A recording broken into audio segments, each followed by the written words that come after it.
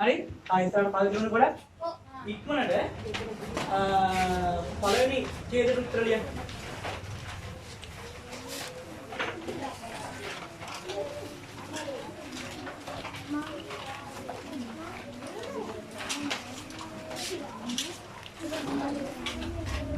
ඡේද ලියන්න කොහොමද?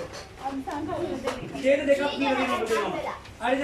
ඔය ඡේද දෙකෙන් එකක් අනුමාන කරලා දෙනවා විභාගයට අනිවාර්යෙන් එයි කියලා. ඒ නිසා සාවධානව කියලා අනිවාර්යෙන් උත්තර පැහැදිලිව ලියන්න ඕනේ. ඔයගොල්ලන්ට ගෙදර ගිහින් කියවන්න මේ පැත්තේ ලියුමක් දීලා ඇති. ඒක අනිවාර්යෙන් ගෙදර ගිහින් කියවන්න. ඒක පෞද්ගලික ලිපි කියලා ඔයාලට හතරවසේ පොඩ්ඩක් තියෙනවා මතකද? රාජාට ලියුමක් කියලා. රාජාට නෙමෙයි මම මේක ලියුවේ මගේ ඔයාලා දුල පුතාලට හැමෝටම. හරිද? ඒ නිසා ගෙදර ගිහින් එමීට පරිස්සමට කියවන්න දැන් ලියන්න.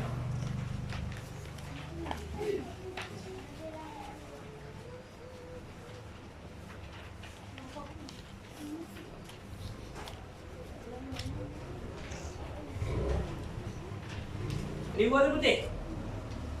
උටි වෙලාවයි. ඈ? අර කොමාව හොයන්න. අපි බලමුද පුතේ වැඩි වෙලාවක් නැති නිසා අපි ඡේදෙට ගිහින් බලමු උත්තරේ එන්නේ මොනවද කියලා. හරි. ඔයාලගේ ඡේද මේක නේද?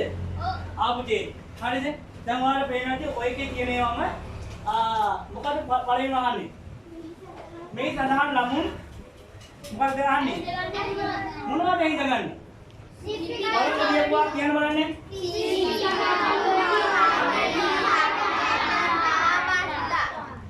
ඒව දාහුල වෙන්නේ තියෙන්නේ. හරියටම හරි. උත්තරේ හරි නේද? එහෙනම් පේපර් එක අපි ගත්තම අතට ගත්තම කලබල වෙන්න නරකයි. පළවෙනි දේ මගේ දුර පුතාට කරන්න තියෙන්නේ මොන පේපරේ අපි ඉස්සර පේපරේ ප්‍රශ්න ගොඩාක් තියෙනවා, සිංහල තියෙනවා, ඉතිහාසය තියෙනවා, විද්‍යාව තියෙනවා, පරිසරය තියෙනවා, හැමදේම තියෙනවා. අපි ටිකක් කලබලයි නේද පේපරේ ගත්තම. කලබල වෙන්න එපා. බොහොම හොඳ උස්මක් අරගෙන අපි කියවන්න ඕනේ. මේ ඡේදෙත් අනිවාර්යයෙන්ම පුතේ දෙපාරක් කියවන්න. උස්සනට වේගෙන් දෙපාරක් කියවන්න. හරි. එහෙනම් මේ උත්තරය ආවනම් හරි. ඊළඟට අහනවා මොකද්ද? බට්ටෝ ගඟට එන්නේ කොහෙන්ද? සූලකින්. මොකෙන්ද එන්නේ? නටුපරණිය සුලන්.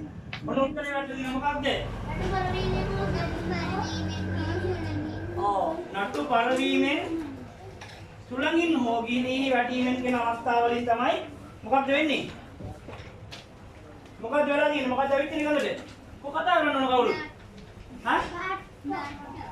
බට්ටෝ ගඟට ඇවිත් තියෙන්නේ. බට්ටෝ දැකලා තියෙනවද?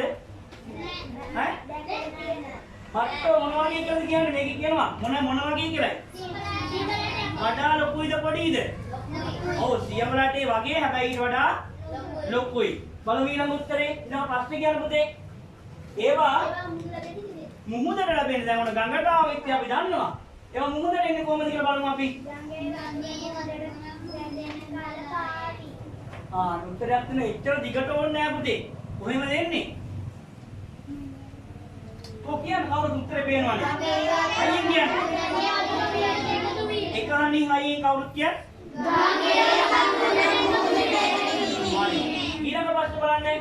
නදී යන්නට සමාන පදයක්. ඡේදයෙන්ම උඩට ලියන්න අපිට කියන්න බෑ. ඔව් මොකක්ද බලමු උත්තරේ ඉන්නේ අපි බලමු. අන්න උත්තරය මොකක්ද? ගංග. ලියුම් නැති අය ලියා ගන්න ඕන. ඊළඟට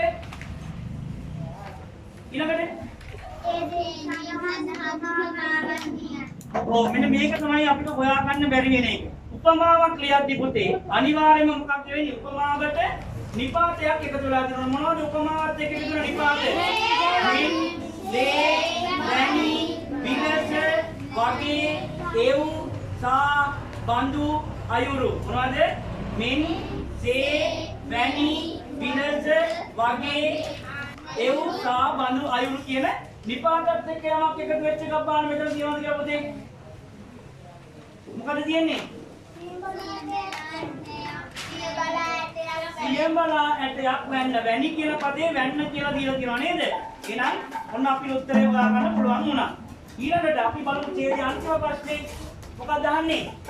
ඡේදයේ ඇති අප්‍රාණවාචී ඒක වචන නාම පදයක්. නාම පද දෙකක් තියෙනවා ඡේද පුරාවට. මොකක් නෙමෙත් හරි. වට්ටා එකක්. අනිත් එක කවඩි කියන්නේ ඒක වචනද?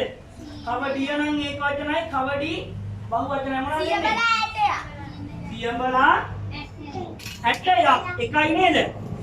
එහෙනම් උත්තර හොයා ගන්න. බලන්න ඔයාලා මේ පොඩි දැන් කියවන්න නැති නිසා තමයි මේ වගේ දේවල් උදා වෙලා තියෙන්නේ. හරිද? ඊළඟට බලන්න පුතේ අපි බලමු ඊළඟ ඡේදයට යමු. ඔන්න තවත් ඡේදයක්. අපි උත්තර ටික ලියාගමු ඉක්මනට. ඔයාලා ලියන්න දෙන වෙලාව නැති නිසා. බලන්න තව ඡේදයක් තියෙනවා. ඒ ඡේදය හයියෙන් කවුරුත් මේක බලන් කියවන්න. රහසක් කියන්නද? රහසක් වල රහසක් නේ ඔක්කොම නැහැ රහසක්. මම අනුමාන කරනවා මගේ පොතේ මේ අවුරුද්දේ විභාගෙට මේ ඡේදේ ඔයාලට එන්න පුළුවන් කියලා. මේ ඡේදෙන් හෝ මේ පාඩමින් අම්කිසි ඡේදයක්. ඇයි ඒ? ඇයි මං එහෙම කියන්නේ? සිංහල පොතේ තියෙන නිසා නෙමෙයි. සිංහල පොතේ තියෙන ඒවා නේ. සිංහල කොහොමද වෙන්න ඕන පොතේ? මතකද මේ ඡේදේ කියවන කෙනා ගැන? කවුරු ගැනද මේ කියන්නේ? ලෝක ප්‍රසිද්ධ කිවි මේ චිත්‍ර ශිල්පිනියක් ගැන. කවුද?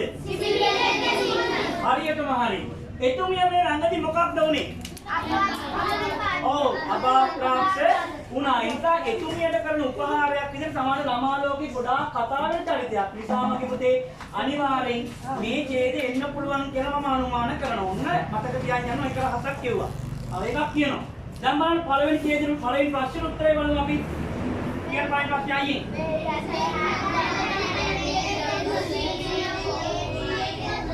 මොකද සුදුසු දිනේ උනේ?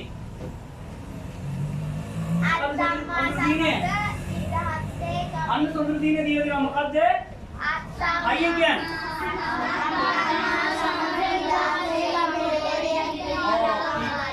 ඔව් ඒක තමයි ඇගේ සොඳුරු සීනේ. එතන සඳහන් වෙලා තියෙනවානේ. ඇගේ සොඳුරු සීනේ ඒකයි කියලා ඉක්මනට ලියා ගන්න. හරි. දෙවෙනි ප්‍රශ්නේ කියවන්න ඕයි ගමන්ම. ඇගේ සිහිනවල සිහි වීරවරිය කවුද පුතේ? ලොකු අම්මා. එහෙම නැත්නම් තාත්තාගේ කවුරු කියලාද දිය කියන්නේ? ඔව් එහෙම ලියන්නත් පුළුවන්. නැත්නම් අපිට කෙටි උත්තරේ තියෙන නිසා ලොකු අම්මා කියලා ලියන්නත් පුළුවන්. ඊළඟ බලමු පුතේ. ඊළඟ ප්‍රශ්නේ කියවන්නේ.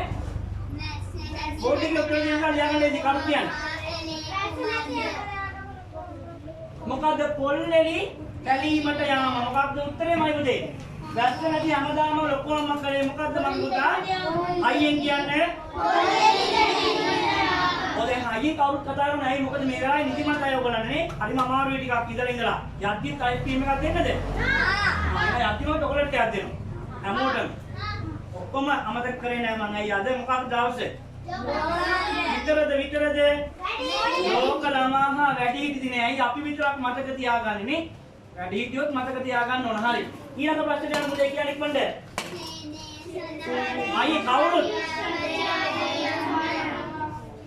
නෑ මොකද අහන්නේ ජේසදාන්? ඔව් මොකද මිත්‍ර ක්‍රියාපදය? පෙරලි කියන්නේ. පෙරලි කියලා දීර්ඝ දාන්න යන්න එපා.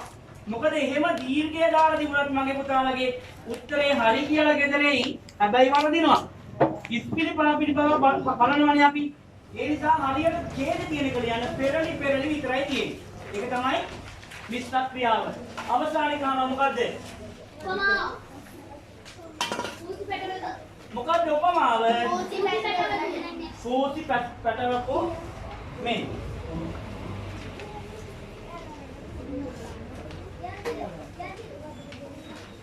ඊළඟ ප්‍රශ්න කියන්නේ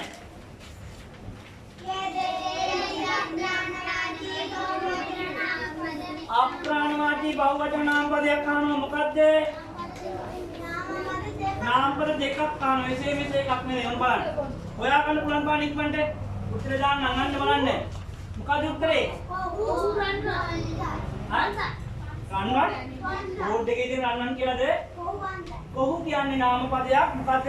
බහුවචන නාම පදයක් අප්‍රාණවාදී. ඒ වගේම පන්සල් කියන්නේ බහුවචන නාම පදයක් අප්‍රාණවාදී. උත්තර ටික ලියාගත්තද? ඉක්මනට ලියන්න. යන ගමන් ලියා ගන්න ඕනේ. ලියාගත්තා. මම ඊළඟ ප්‍රශ්නෙට යන්නද? අපි යමු. සින්දු දෙකකුත් බලන්න තියෙනවා මොනවද? හරිද? ඒ නිසා ඉක්මනට කරමු. තව දේවල් ගොඩක් තියෙනවා ඔයගොල්ලන්ට. හරිද? දැන් උදේ කියනවා සිංහල කරන්න වරුනේ. ඔව්. ඇන්ටිව කමාරු වගේනේ. අපි සින්දුවක් කියමුක හරියට. අපි සින්දුවක් කියලා. ආ වැඩි දවසක් නැහැනේ. ගෙදර කියනවා ලියුමක් කියවන්න පෞද්ගලික ලියුම අනිවාර්යෙන් අම්මට අයින් අයියෙන් කියවන්න ඕනේ. දැන් එපා. හරි. අපි යමු ඊළඟ ප්‍රශ්නෙට පුතේ. තුන්වෙනි ප්‍රශ්නේ. අන්න. මොකද්ද මේ අහන්නේ?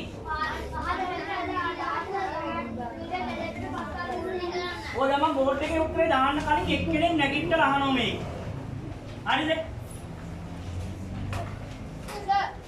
චුට්ටක් ඉන්න. අපි එක්කෙනකින් අහමු. අපි ඉස්සරහා පැත්තෙන් පටන් ගමු. ඔයාලගේ මාගේ. හයියෙන් අප්පඩියක් ගන්න පුතේ හයියෙන්. අපි ඒක කියමු අපිට කරලා හරි කන්න එපා.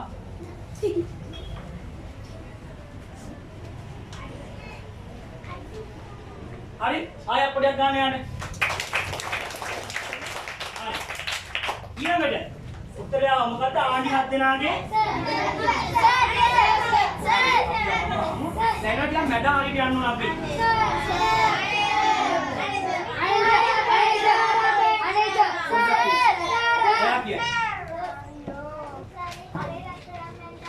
හරිද උත්තරේ ඔව් අප්පඩියක් ගන්න හරියටම හරි දාන්න උත්තරේ ලියගන්න ඕනේ දැන්. ඕක මේක බලන්න ඉඳලා මම ඉක්මනට ලියන්නත් ඕනේ. නැත්නම් ගෙදර ගිහිල්ලා සර්ට කතා කරලා දැන් උත්තරේ කිල්ල ගන්න වෙන්නේ. මගේ නම්බර එක දීලා තියෙනවා පුතාලට. මොනවාරි ප්‍රශ්නයක් ආවොත් කතා කරලා මගෙන් අහන්න. ලස්සන රචනා දෙකක්. දෙවෙනි රහස තමයි විභාගෙට යන රචනාවක් මම අනුමාන කරපේක ඔයගොල්ලන්ට දෙනවා. බලන්නකෝ. රචනාව විතරක් නෙවෙයි රචනාව ලියා ගන්නත් දෙනවා මම. හරි. මෙන්න ඊළඟ ප්‍රශ්නේ පුතේ මොකද්ද? පාස් කරන් යුගල පදේ මොකක් කරන්න තියෙන්නේ? මොකක්ද සම්පූර්ණ කරන්න පළවෙනි එක? මොනවද උත්තරේ? දෙනිසෙන්නම්. හරි අපි ළඟේ කාමු වෙනම්. දෙක.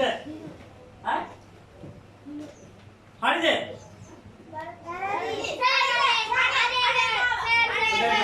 අපි කෙනෙක් හොයාගෙන යමු දැන් ඉස්සරහම ආලා කරන්නේ නෑ.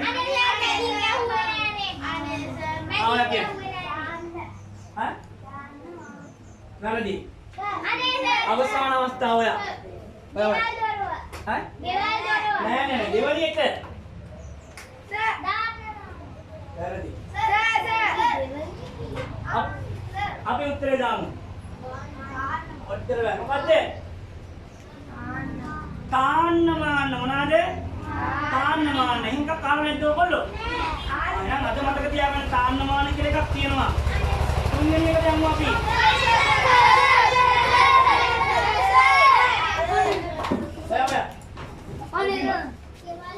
මොනවාද? හරි අප්පඩියක් ගන්න.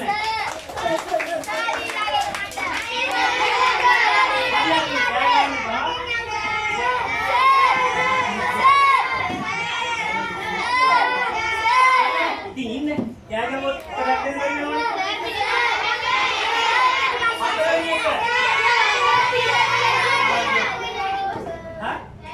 මොනවාද?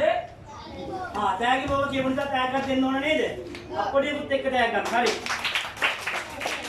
මම ඊළඟ ප්‍රශ්නෙට ගන්න පිටි පස්සට ගියමු. හරිද? නැත්තම් පවුනේ. අන ප්‍රශ්නේ හයියෙන් කියවන්න ඉස්සෙල්ලාම. මේක ටිකක් සංකීර්ණයි. ඇයි? වාක්‍යයක් හදනකොට පුතේ අපි දන්නවා මොකද වාක්‍යයක තියෙනවනේ උක්තයක් තියෙන්න ඕනේ. කර්මයක් අහගන්න. කර්මයක් තියෙන්න ඕනේ ඊළඟට මොකක්ද තියෙන්න ඕනේ? කතා කරන මෙච්චර අවුරුද්දක් ඉගෙන දැන් කතා කරන්නේ නේ. උක්තයක් කර්මයක් සහ ක්‍රියාපදයක් තියෙනවා. දැන් මෙතෙන්දි හොයන්න තියෙන මොකද්ද මේ වාක්‍යේ? මොන පදයේද? උක්ත පදය. හරි. මම උත්තරේ හොයාගෙන නිකන් සබ්ද නැතුව ඉන්න ඕනේ.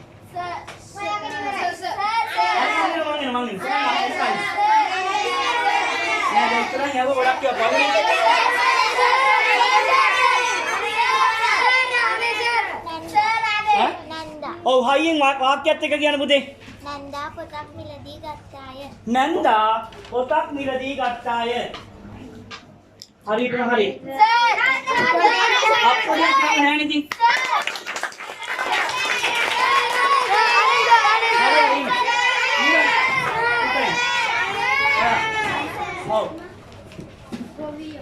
මොකද? ගොවියෝ කුඹුර කොටදී කොහොමද ගොවියෝ කියන කොයා තෝරගත්තේ? කුඹුර කොටදී. මොකද තෝරගත්තේ? 100 නිසා නෙමෙයි පුතේ. හරියට කියන්න ඕන. අන්තිමට එන්නේ ප්‍රාණවාචී බහුවචන පදයක්. ඒ නිසායි ප්‍රාණවාචී උත්තරයට ප්‍රාණවාචී බහුවචන පදයක් අවශ්‍ය වෙන්නේ. හරි අප්පඩියක් ගන්න. අපි යමු ඊළඟට. අන්න ඊළඟ ප්‍රශ්නේ වැටලා තියෙනවා. කියන්න බලන්න ප්‍රශ්නේ හයියෙන්.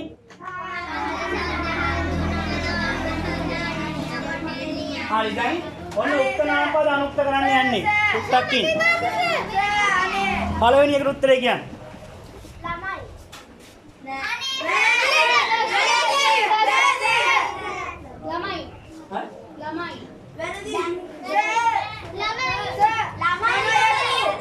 තියෙන්නේ මොකද්ද? ළමයෙකු. නෑ ඒකට උත්තර දෙන්න බෑ මම කියලා දෙන්නම්.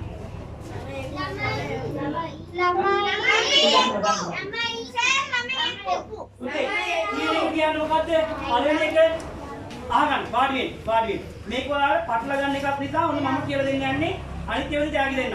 තෑගි ගනිපුවාය ආයෙ ගන්නපුවා ඔක්කොම දෙනවා මේක. හරි? හැමෝටම දෙන්න ගාවේ. අර තෑග ප්‍රශ්න උත්තර දීපු තරමයි ඉස්ලාම ලැබෙන්නේ. හරි? කියන්න පුතේ පළවෙනි වචනේ මොකද්ද උත්තර පදේ තියෙන්නේ? ළමයා. හොඳට මතක තියාගන්න පුතේ.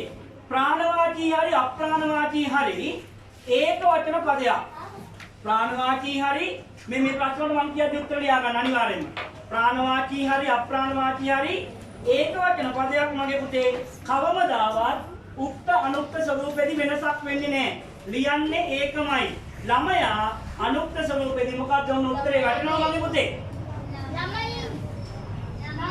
දැන් මෙච්චරම කිව්වා මම. ළමයින් පුතේ ඇයි ළමයින් කරන්නේ වැඩි? මෙතන ඉන්නේ ඒක වචන පදයක් අපි කොහොමද බහුවචනෙන් අනුක්ත කරන්නේ? මම දැන් ඔයගලන්ට රහස් ටිකක් කියලා දෙන්න යන්නේ. හරිද? ඒ රහස් ටික මතක තියාගන්න. ඕනම ඒක වචන පදයක් ප්‍රාණවාචී වුණත් අප්‍රාණවාචී වුණත් මතක තියාගන්න මගේ පුතේ. උක්ත අනුක්ත ස්වරූපෙදි වෙනසක් වෙන්නේ නැහැ. ඊළඟ මොකක්ද තියෙන්නේ? ඔව් එතකොට එහෙනම් මොකද්ද අනුක්ත පදේ? සරුංගලයමයි හරියටම හරි. ඉතල ගන්නවා. ලියාගන්න. සරුංගලයමයි. වෙනසක් වෙන්නේ නැහැ. ඔයාලා මෙච්චර කාලයකට හරියට ඉගෙන ගන්න නැති එකක් ඕක. හොඳද? ආයි කියන්නම් උක්ත අනුක්ත ස්වරූපෙදි වෙනසක් වෙන්නේ නැහැ. ඒක වචන පද. හරිනේ? ඒක වචන ප්‍රාණවාචී වුණත් අප්‍රාණවාචී වුණත් එහෙමයි. හොඳට මතක තියාගන්න. අපි යනවා තුන්වෙනි එක මොකද්ද තියෙන්නේ?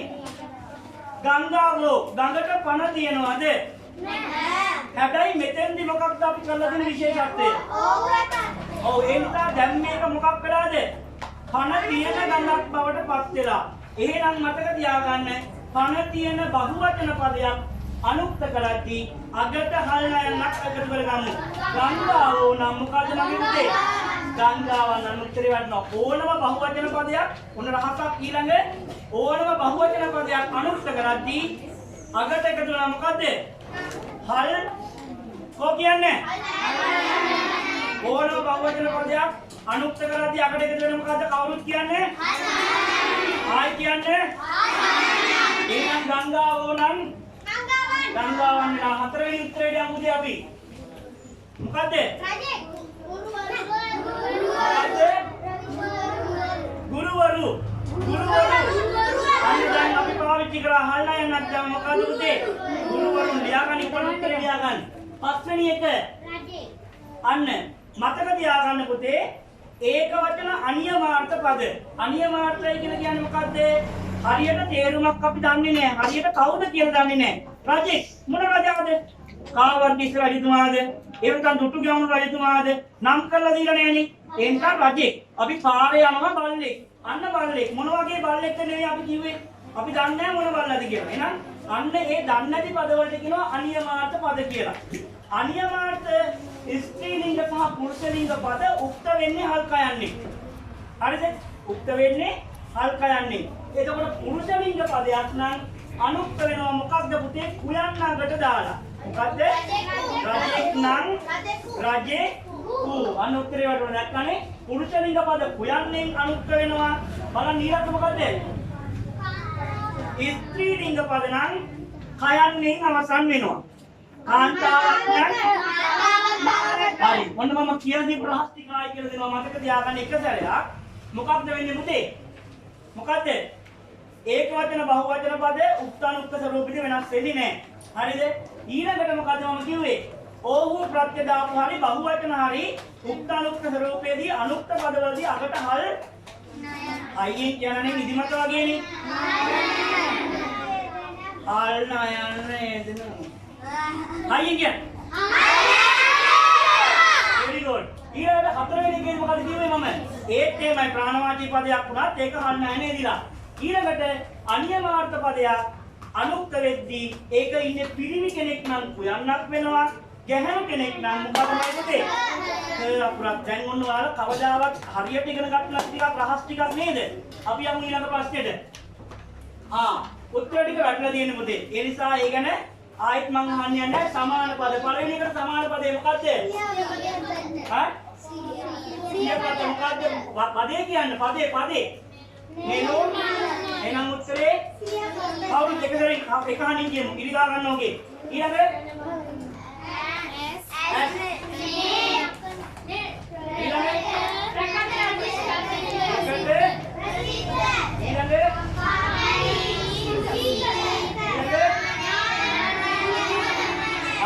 ඉක්මනට. හරි. වේගෙන් හොඳයි. මොකද අරුව ටිකක් මට හම් වෙලා තින්නේ මේ සැරේ. සුපිරි වැඩ ටිකක්. අන්න ඊළඟ ප්‍රශ්න අයියෙන් කියමු.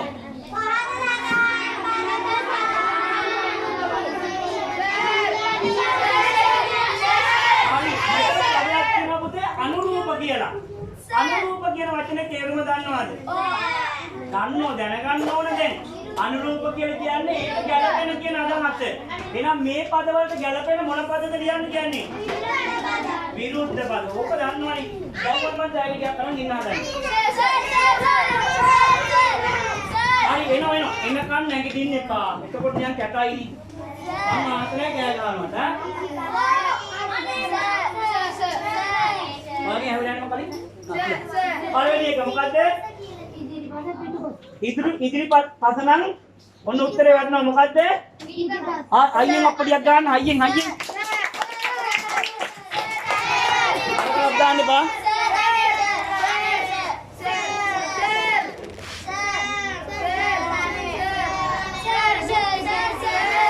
හරි කෑ ගහන්න බා පුතේ.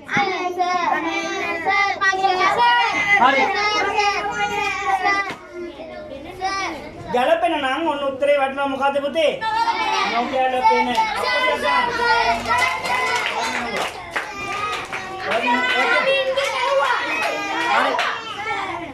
තිපෙන නම් මොකද්ද උත්තරේ?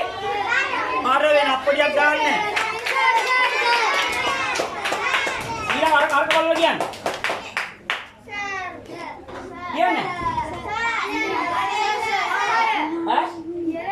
ඉහළ නම් පහළ අප්පඩියක් ගන්න. මේක අද්දන්න තා. හරියට කියලා දෙනවා තා දෙකයි.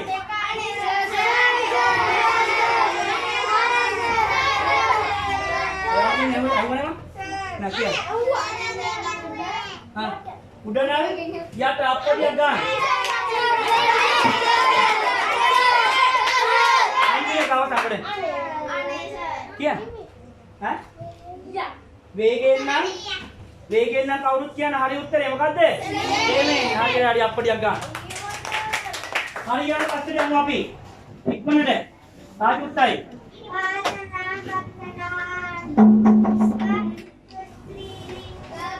ස්ත්‍රීලිංග හෝ පුරුෂලිංග පද දන්නවනේ? පළවෙනි එකට උත්තරේ මම අහන්න. ඔයාගෙන අහුවා. හරි මේ එක්කෙනෙකුට මම ඇඟිල්ල දික් කරලා පස්සේ අනිත් සර් ගන්නවා ළඟට එනවා මම. කියන්නේ. ඒක පෙන්සල්. මොකද වචනෙත් එක කියන්නේ? පද දෙකම කියන්නේ. මිතුරාණන් මොකද උත්තරේ? හරිද උත්තරේ? හරි. සර් මිතුරා. මොකද උත්තරේ? අයියෙන් කියන කවුරුත්? දීලා තියෙන පදේ මොකද්ද? මිතුරිය. ඔව් ඒකම කියලා හරියම දෙනම් උත්තරේට? නෑ උත්තරේ නම් මොකද්ද? මිතුරා. නෑ.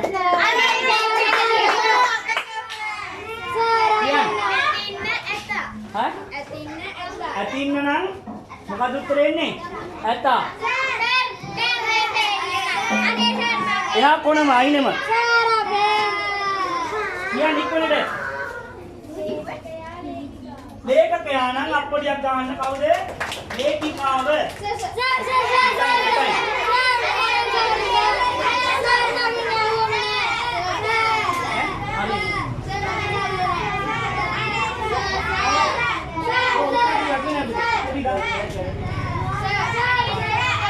හරි කියන්න ඊළඟ කියන්න.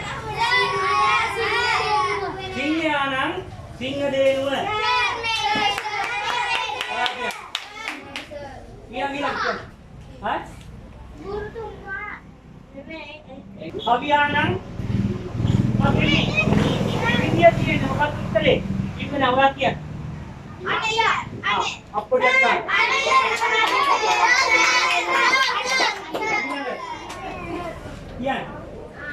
කියන්නේ මොකද්ද? ගුරුතුමා අනිත් එකත් බල දෙකම කියනවා. හරි අප්පොඩියක් ගන්න. ඊළඟ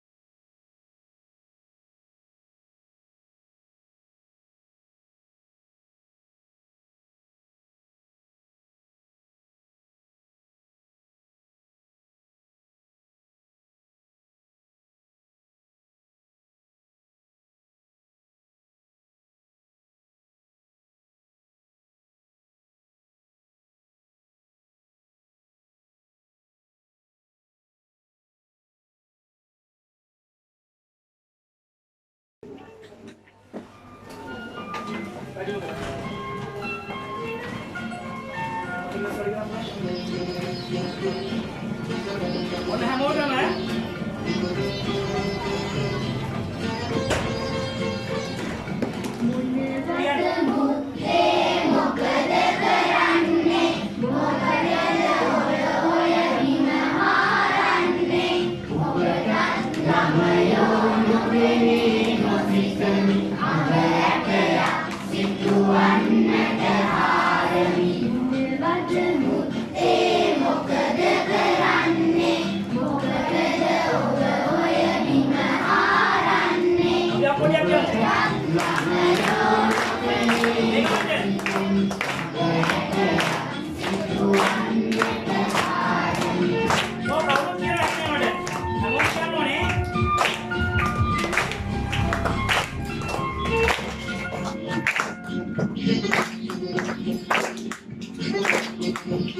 Aí que eu não neguei.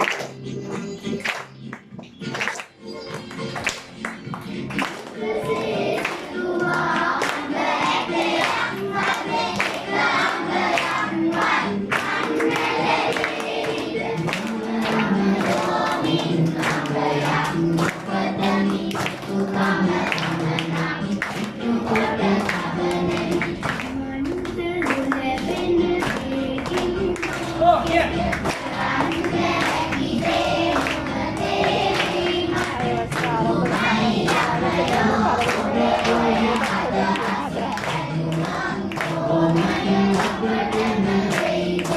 Ini කියන්නේ කවුරුත්. හරි නරකයි ඒක. ඊළඟ සින්දුව දෙන්න හැම කිව්ව නැතුනොත්.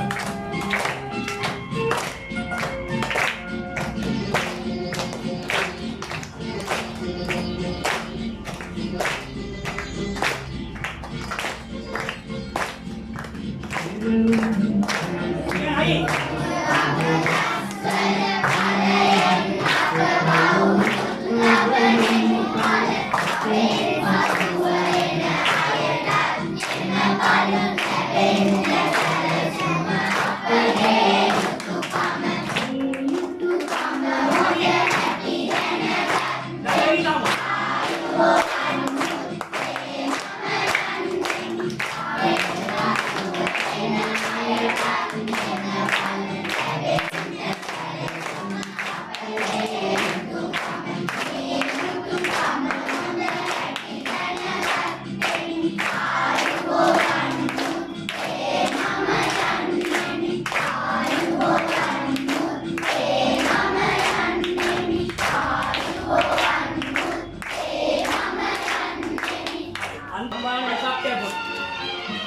එකක් අයියෙන් කියමු.